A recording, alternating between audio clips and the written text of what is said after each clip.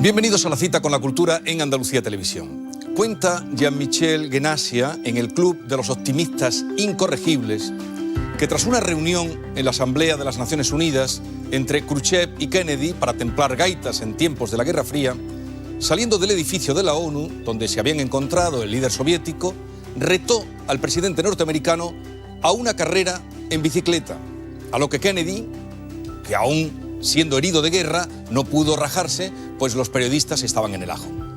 Convinieron en pedalear hasta una fuente próxima, darle la vuelta y volver a las puertas de la ONU. Metidos ya en faena, fue Kennedy el primero en hacer el recorrido y en llegando a la meta vio que el ruso aún pedaleaba por la fuente. Al día siguiente, la prensa neoyorquina destacaba que Khrushchev había llegado el segundo en la carrera y Kennedy el penúltimo. Es una anécdota, la cuenta la novela de Guénasia. Pero ¿quién dice que la historia de nuestro convulso siglo XX no nos la han contado según los intereses del que escribe? Suerte que están los poetas para iluminarnos el camino y hoy uno de los más grandes en el programa, Pere Gimferrer. Poeta, prosista, crítico literario y traductor español, Pere Gimferrer es miembro de la Real Academia Española. Recibió el Premio Nacional de las Letras Españolas por su obra y otros muchos galardones. El último, el Premio Internacional de Poesía Ciudad de Granada, Federico García Lorca 2017, por su capacidad de conectar mundos antes no incorporados a la poesía. Con 18 años publicó su primer libro. Su maestría precoz fue reconocida en 1966 con el Premio Nacional de Poesía por su libro Arte del Mar, constituyéndose en uno de los poetas más importantes de su generación. Escrito en pocos meses y a punto de publicarse, su nuevo poemario, Las llamas, gira en torno al paso del tiempo, el amor, la pérdida de la juventud y la llegada de la muerte. En él conviven Garcilaso o Lorca, con referencias a obras cinematográficas, pictóricas y musicales. Para Pere Gimferrer, quien no se propone que los lectores le entiendan, sino que los poemas gusten, la poesía es una región que existe en todas las personas, pero no lo saben porque no la leen. Mi vida será un valle sin espadas, mi vida será el oro de las hadas. Bien, yo para recibir a nuestro invitado de hoy me tengo que poner de pie para recibir a Pere Gimferrer, académico, exuberante poeta, ensayista, maestro de poetas. Bienvenido, Pere. Muchas gracias. ¿Cuándo dejó de llamarse Pere, de llamarse Pedro, para llamarse Pere? Bueno, me llamo Pedro todavía. Es más, incluso Pedro José según el DNI. Vicente Alexandre me dijo, cuando empecé a escribir en catalán, que un poeta escribiera en los idiomas que escribiese, solo tenía un nombre. Es decir, el nombre literario, poeta y prosista también, tenía que ser siempre el mismo, porque era como la marca. Como lo escrito en catalán no podía llamarse Pedro, e inversamente, si lo escrito en castellano podía llamarse Pere. Después de eso, escrito en francés y en italiano. Pero ese básicamente un consejo de Vicente Alexandre. Un escritor solo puede tener un nombre, y la prueba es que Jorge Semprún fue siempre Jorge, no George Semprún, y Fernando Arrabal fue siempre Fernando o F. o Arrabal a secas. ¿Alguien, y en la actualidad, alguien le llama Pedro o no? Sí, muchas personas. Es el nombre que tengo, como digo, en el DNI. No, nadie me llama en cambio Pedro José. Bueno, acaba de decirle usted que ha escrito, empezó escribiendo primero en castellano. Así es. Arde el mar.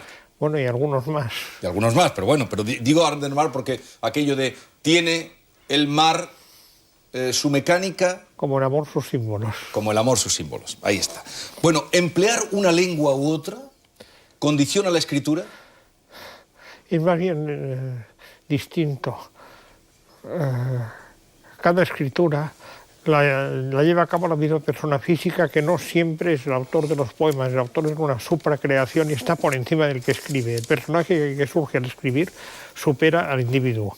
Dicho esto, cada lengua tiene su tradición literaria y su tradición coloquial, y eso interviene de modo indudable el pasado y el presente de cada lengua.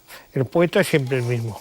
Digo el poeta, la persona ya no sé, a lo mejor no es nunca la misma. Pero el poeta es siempre el mismo. en la lengua que escriba. Bueno, está a punto de aparecer un libro, este mes de abril, va a salir su último libro, Las llamas. Y es curioso que su primer libro fuera Arde el mar, estaba ahí el fuego, y en este que va a aparecer, Las llamas también, de alguna manera, está el fuego, o llama de amor viva, porque va de amor. Sí, pero está en plural, y no, la llama de amor viva, aunque es un recuerdo, no aparece en singular. Y por cierto, Arde el mar fue precedido por otro libro, Mensaje del tetrarca, poco leído en su día. Hay más títulos con referencias de este tipo, La luz, por ejemplo. Pero lo más claro es Arde el mar, que por cierto es una frase de Góngora, que al escribir el libro yo no conocía porque es de un soneto, y la tomé a través de Alberti y de Octavio Paz, que lo glosaban. No sé si estos versos son de... creo que sí. Dice usted, estaré enamorado hasta la muerte y temblarán mis manos al coger tus manos y temblará mi voz cuando te acerques y te miraré a los ojos como si llorara. Bueno, este es una frase versicular, casi poema en prosa, que no dicen, no digo yo, sino que dice un protagonista, uno de los varios que tiene un libro coral, La muerte de Beverly Hills.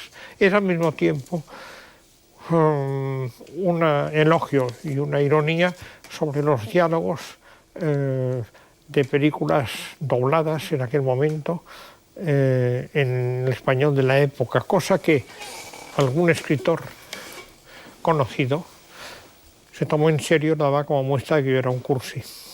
De eso hace muy pocos años. A mí no me parece para nada cursi. Pero no es totalmente una cosa seria, es una paráfrasis de diálogos cinematográficos. Pero usted ha escrito del amor como pocos. Bueno, como pocos. Ha habido sí. que me han ganado supremamente, Petrarca, poco por bueno, caso. pero no nos remontemos a Petrarca. Digo, en el siglo XX, por ejemplo, y en castellano. Usted ha escrito... Encuentro, y no lo digo yo, que no sería una opinión personal, sino sí, pero incluso si vende en castellano, pues poco por caso Vicente Aleixandre, entre otros. Ha escrito mucho sobre el amor. La verdad es que la poesía siempre se mueve entre el amor, la muerte y el paso del tiempo. No hay más. Y la palabra misma. Y la palabra misma. ¿Usted para quién escribe?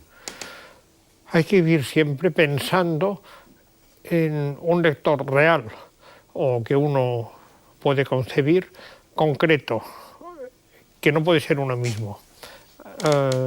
Conforme pasa el tiempo, muchos de los lectores concretos que se podía pensar van desapareciendo, pueden renovarse y quedan otros y sobre todo un prototipo de lector al que se puede parecer. Es decir, has de escribir con un destinatario concreto, no puedes escribir solo para ti mismo, para tu propia palabra, has de pensar en alguien.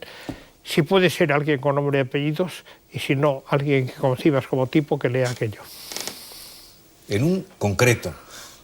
Pero usted ha dicho muchas veces que al escribir puede pensar en un personaje o en una persona concreta, incluso que ya no esté entre nosotros, pero que no importa que el lector sepa o no lo que quiere decir con esa palabra o con las citas que usted incluye. Bueno, aquí hay dos cosas muy semejantes entre sí. La aspiración no es que uno entienda el poema. Uno puede aspirar a que entiendan filosofía o lenguaje, lingüística, o puede aspirar a que entiendan historia, pero en el caso del poema no aspiras a que lo entiendan, sino a que lo sientan y les guste. A que lo sientan, eso es la máxima aspiración de un poeta o de usted como poeta. Y a que les guste. Por ejemplo, una crítica muy interesante que apareció en Francia cuando se estrenó El ángel exterminador de Buñuel, dice, contrariamente a su reputación, no es difícil entender El ángel exterminador, lo difícil es conseguir que te guste sin entenderlo.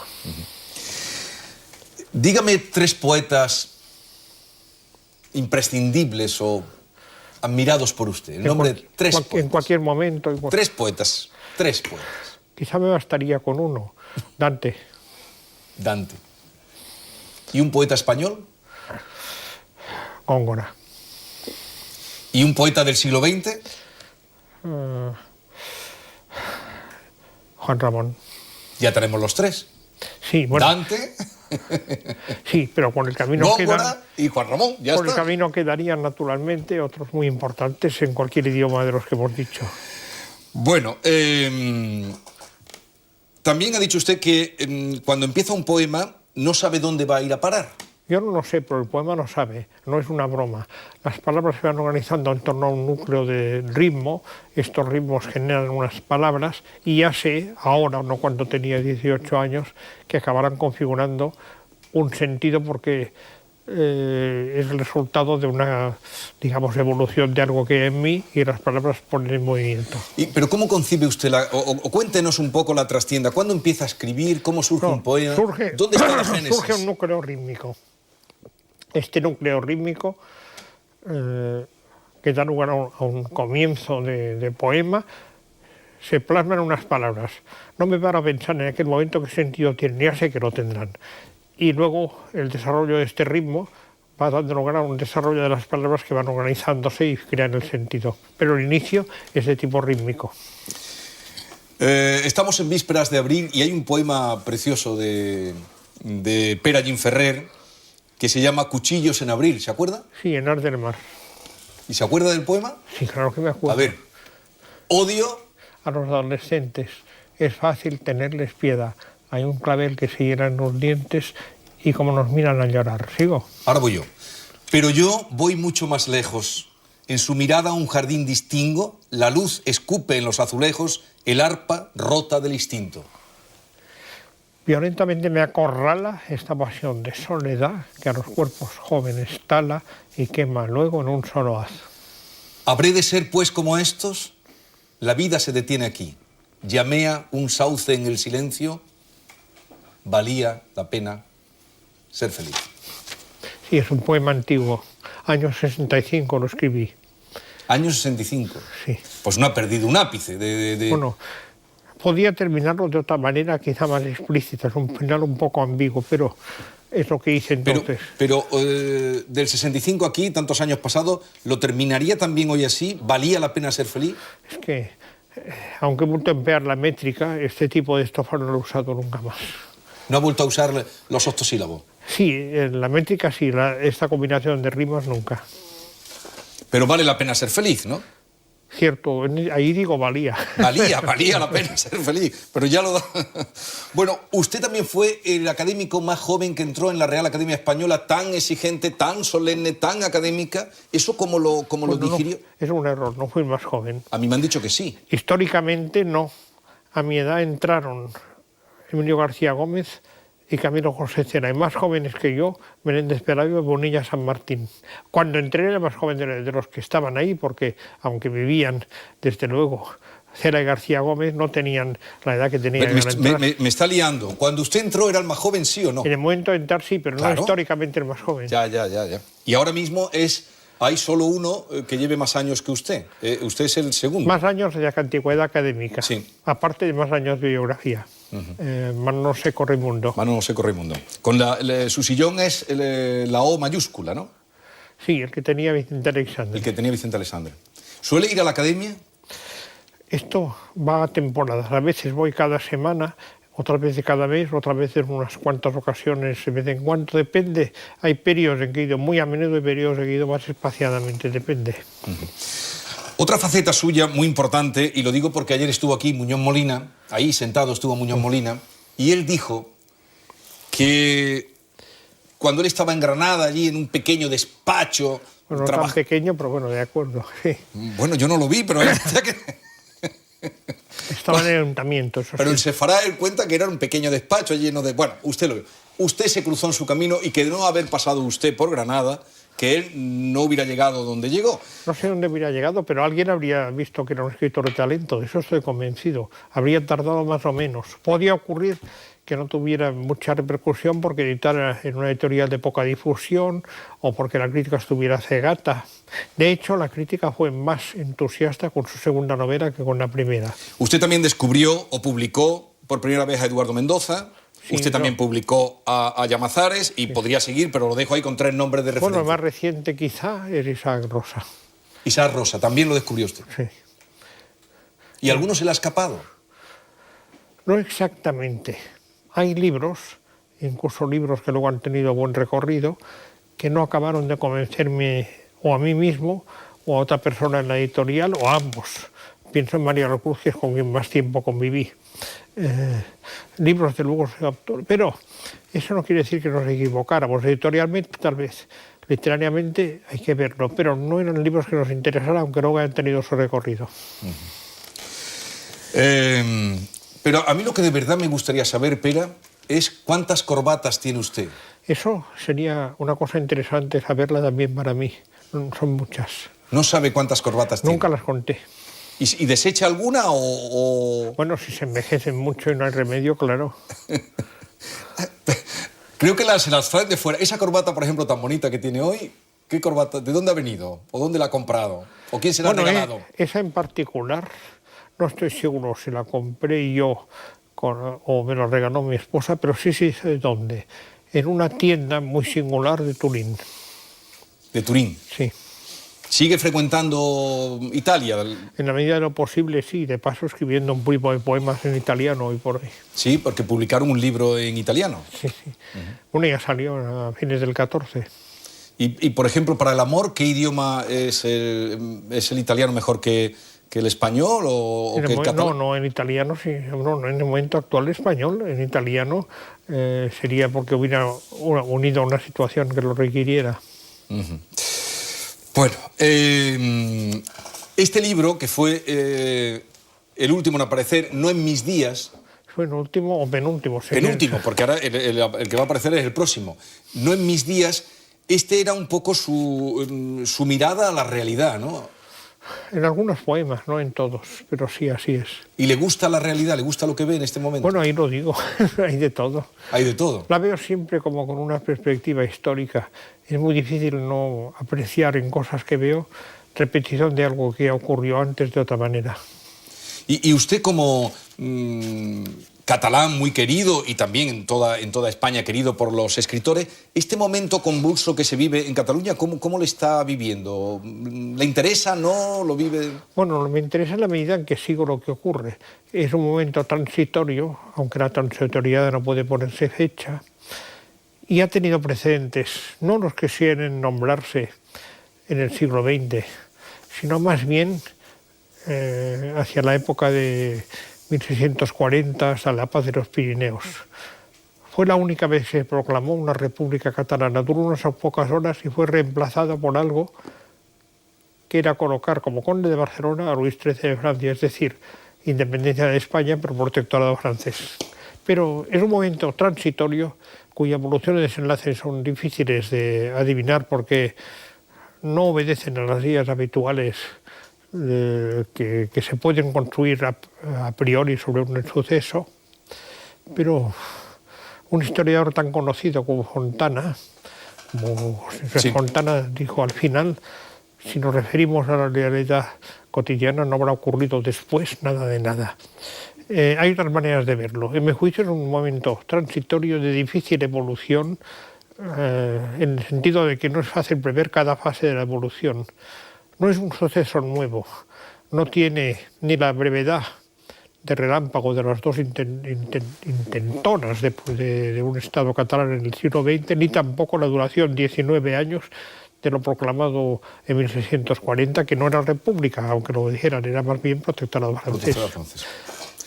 ¿Pero usted está muy pendiente de... o no? ¿O está...? No, yo sigo las noticias, ahora más que antes, pero no únicamente estas, sigo otras. Incluso algunas que parecen alejadas de esta situación pueden tener relación indirecta y lejana con ella, si uno lo conecta con mentalidad de jurista, porque yo estudié Derecho, por cierto. ¿Usted ha estudiado todo? No, todo, no, por Dios. Estudié Filología y Derecho. Dígame una verdad absoluta, Pera. Una verdad absoluta. ¿En física o moral? Una verdad incuestionable, después de lo vivido, lo reflexionado. Bueno, Machado, Antonio, quiero decir en este caso, habló de que si un vaso se rompe no volverás a beber en él. Es una verdad absoluta, no cabe duda. Y Machado quería decir algo más que la rotura de un vaso, pero esto no cabe discutirlo. Pero si un vaso se rompe no volverás a beber. Si un vaso... Bueno, usted lo ha dicho bien y yo lo estoy repitiendo mal, ahí queda. Hay otra verdad también del mundo acuático y es más antigua que Antonio Machado, lo de Heráclito. nadie se vuelve a bañar 2 veces en un mismo río. ¿Cuántas horas dedica a la lectura? ¿Dedica más tiempo a la lectura o al pensamiento? Usted, en su vida, ¿dedica más horas a la lectura o al pensamiento? Seguramente al pensamiento. Lo de la lectura son horas muy variables según los momentos. ¿Usted se conoce bien? No lo sé, quizás sí, pero no soy yo quien debe decir si me conozco a mí mismo.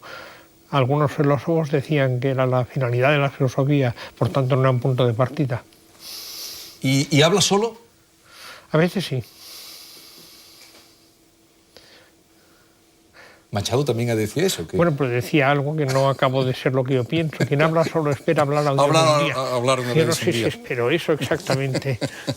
Pero habla solo. Cuando ahora aparece este libro que va a aparecer, que estamos ya deseando, Las llamas, ¿qué pretende con este libro? Ahora sacar un libro nuevo, ¿por qué? ¿Qué pretende con eso? Bueno, yo no pienso generalmente en libros, sino en el poema que escribo, que luego configurará una serie de poemas unitaria o no. Pero simplemente ocurre que las palabras van evolucionando. Este libro fue escrito casi al mismo tiempo que empezaba a circular, no en mis días, y se prolongó varios meses en poemas, 22 en total, de una estructura extraña, con verso largo, de versículos casi, con títulos que eran parte del poema y se separaban de él, que llamaban como un campo aparte, y en sí mismos oscuros, creo, y espero que sugestivos, tratan solo del amor, la muerte, el paso de tiempo y la palabra. Y hay muchísimas citas insertas que no marco de ninguna manera, ni muy pocas veces, salvo que sea en un idioma extranjero, le pongo cursiva o comilla. Esto lo hacía ya, y mejor que yo, y mucho más, Blas de Otero. Y el que quiera que busque... Eso no hace ninguna falta, ¿eh? Por el hecho de estar cambiadas de contexto ya significan otra cosa. Ya. Bueno, Pere Gimferrer, le voy a presentar a mi compañera Charo Gutiérrez, que se incorpora. ¿Qué tal? Bienvenido. A esta mesa y a esta tertulia. Es un honor tenerle aquí esta tarde.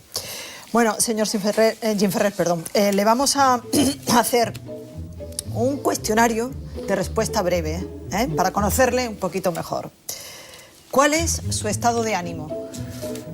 Intento leer e intento amar, quizá con esto baste. Y siempre las dos cosas estamos intentándolo. Depende de en qué medida logremos no leer pasivamente, leer de un modo activo y no amar en general, sino amar de un modo concreto y que evolucione. ¿En la vida es mejor tener suerte o talento? Bueno, Heráclito precisamente dijo, no con estas palabras, pero algo que retomó luego Nietzsche: el carácter de cada uno es su destino. ¿Cuál es su punto débil? Cada vez me es más difícil dialogar con ciertas personas, pero ya solo suelo intentarlo en este caso. Si Dios se encarnara en poeta, ¿en quién lo haría? Habría que averiguar qué entendemos por Dios, y este concepto es muy difícil filosóficamente. Porque habría que definir qué es Dios, no qué es poeta. Esto parece bastante claro. Y la encarnación además pertenece solo a ciertas religiones. Es una respuesta de difícil articulación, porque lo primero, el concepto de Dios es variable, y ese concepto no siempre admite la idea de encarnación. Bueno, en este momento, para usted, ¿quién es una persona cuerda en este país? ¿Cuerda? Sensata, no sé. No. Sensata. O sabia, o razonable. Sí. Bueno, sí, exactamente. Depende de en qué sentido, en el literario, en el político, en el histórico. Elija uno. En el sentido histórico y político es sensato y razonable y cuerdo y sabio José Álvarez Junco. Pero luego hay otros sentidos de los que podemos hablar, naturalmente. ¿Qué es lo más ridículo que ha hecho por amor? Aquí tengo una pequeña cita parcial de Fernando Pessoa. Todas las cartas de amor son ridículas. Ya no serían cartas de amor si no fueran ridículas. Yo también, como otros, he escrito cartas de amor, como las otras, ridículas, pero al cabo, solo quienes no han escrito cartas de amor son personas ridículas. Genial. Muy bien. Sí, pero no es mío, es de Pessoa, ¿eh? ¿La palabra más hermosa del diccionario? Hay muchas en sí mismas engañosamente hermosas, porque la hermosura depende del contexto.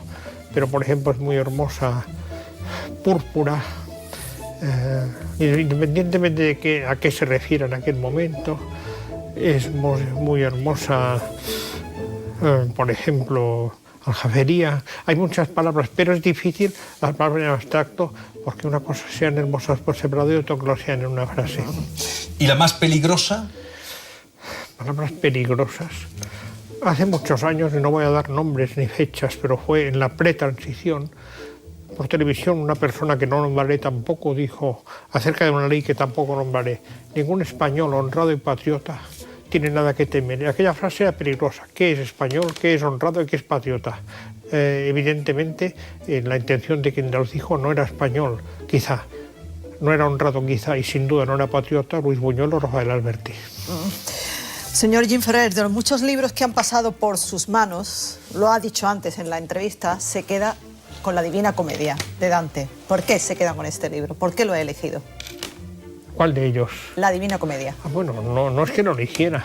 Me parece el mejor texto literario que se ha escrito después de las lenguas posteriores al griego y el latín, las lenguas no clásicas. Romances o no.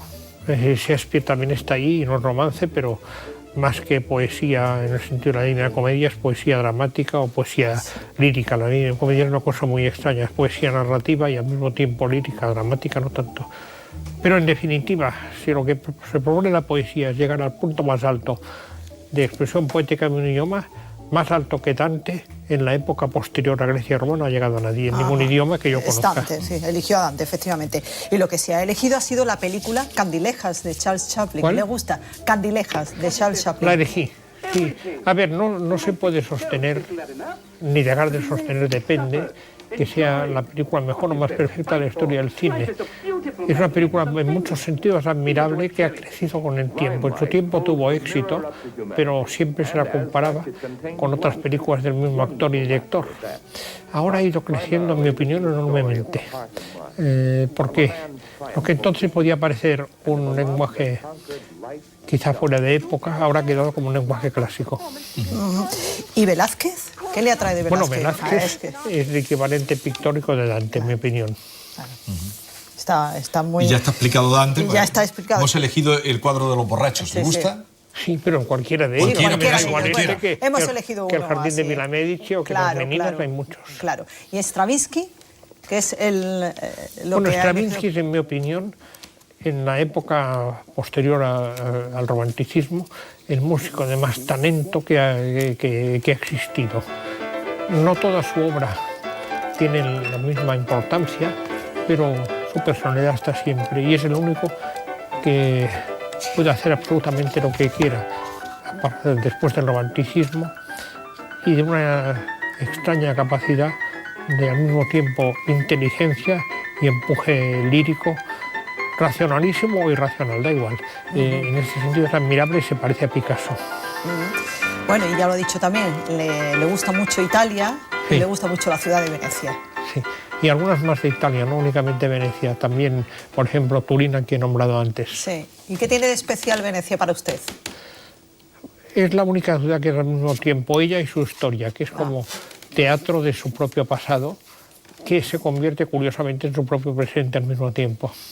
Pero aún con la invasión que tiene ahora de turismo también le... Bueno, no siempre es idéntico eso, depende de la época del año y depende también de a qué zona de la ciudad te encamines. Sin embargo, incluso en las más frecuentadas por el turismo, puede más la presencia histórica de la ciudad y artística que cualquier aparición turística.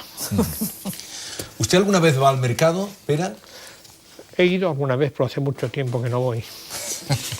Bueno, vamos a ver cómo ha quedado de su paso por el programa en nuestro fotomatón. A ver cómo... Ay, pero me hubiera...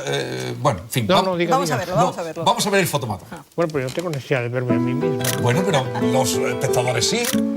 Ha quedado... Tenemos que escucharlo y verlo todo, ¿no creo? Bueno, es un recuerdo, es como dejar un recuerdo de su paso por aquí. Tal vez, pero ¿qué saco yo de eso? Hay una cosa de Juan Ramón Jiménez muy buena. Lo puedo decir, sí, aunque no lo quede grabado, o si queda grabado me da igual, lo dice Juan Ramón. Si alguien sabe más de mí que yo, más que ese lo sé. Y si alguien no ignora más que este lo ignoro. Bueno, pues nos vamos a despedir con Juan Ramón. No, sí, con Juan Ramón nos Claro, despedimos. con Juan Si Ramón. quiere dejar un verso para la despedida. Bueno, esto ni siquiera es verso, una frase que él puso en prosa después de haber escrito en verso, es de espacio. Ahí queda. ¿Le gustaría ponerse el sombrero? Bueno, ¿Le importaría bajo ponerse- techado no lo hago nunca. Ah, Si Nunca se desea pone lo eso. puedo hacerme, ¿no? Es que bajo techado no es correcto ponérselo ni ir un poco hortera, pero me lo puedo poner un momento si lo desean, aunque ya me han visto en imágenes retrospectivas. Este es un ejemplo. Hay Es muchas imagen. maneras de ponérselo, naturalmente. Esta. Pero el resto en la calle. En la calle. En la calle. Bueno, ha sido un grandísimo placer. Teníamos ganas de tenerle por aquí, Pere Gimferrer, y hasta la próxima. Saldrá ese libro que leeremos de las llamas y enhorabuena por el premio que va a recibir en Granada, donde le esperan con los brazos abiertos. Muchas gracias y ambas cosas son futuribles inmediatos. Sí. Muchas gracias, señor Muchas Jim Ferrer. Bueno, pues ya saben, si quieren volver a ver este programa, lo pueden hacer esta noche a las 11:15 aquí en esta misma cadena. Que tengan un buen fin de semana y lean y vivan la poesía. Hasta luego.